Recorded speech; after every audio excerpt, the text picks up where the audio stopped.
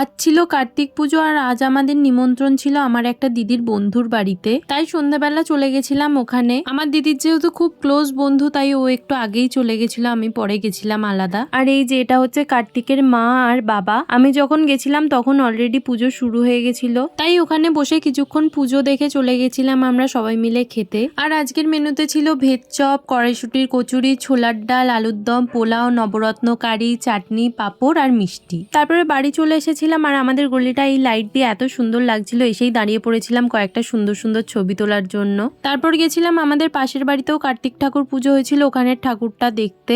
আর এখন বাজছিল মোটামুটি রাত্রি 11:30-12টা, আর এখন পুজো হচ্ছিল আমাদের পাড়ায়। তাই সবাই মিলেই ওখানে কিছুক্ষণ ছিলাম, আড্ডা মারছিলাম, পুজো দেখছিলাম। আর আমরা মেনলি দাঁড়িয়েছিলাম পুজো শেষ হয়ে গেলে, জায়গাটা ফাঁকা হয়ে গেলে ঠাকুরের সাথে কয়েকটা ছবি তুলবো বলে। তারপর পুজো শেষ হয়ে জায়গাটা খালি হতে মোটামুটি 1-2 ঘন্টা টাইম লেগেছিল, কিন্তু তারপরেও আমরা সবাই মিলে দাঁড়িয়েছিলাম ছবি তুলেই বাড়ি যাব বলে। মোটামুটি সবাই বাড়ি চলে গেছিল, আমরাই শুধু ওখানে কয়েকজন ছিলাম। খুব মজাও হচ্ছিল আর একটু একটু ঠান্ডাও লাগছিল, তাও আমরা সবাই মিলে অনেকক্ষণ ছিলাম। মোটামুটি রাত্রির 2টো নাগাদ আমরা বাড়ি এসেছিলাম। তারপর আমরা একটু বাজি ফাটাচ্ছিলাম আর আরেকদিকে তো ফটো সেশন চলছিলই। আর আজকে আমাদের কাছে খুবই কম বাজি ছিল, তাই একটা রং মশাল নিয়েই সবাই মিলে দৌড়ে দৌড়ে ছবি তুলছিলাম। এই বৃষ্টি ঝড়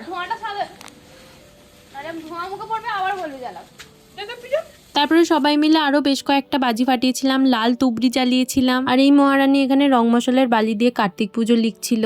যাই হোক, খুব মজা করে কাটিয়েছিলাম আজকের দিনটা। আর এই মিনি ব্লগটা ভালো লাগলে অবশ্যই একটা লাইক করে দিও আর চ্যানেলটা সাবস্ক্রাইব করে দিও।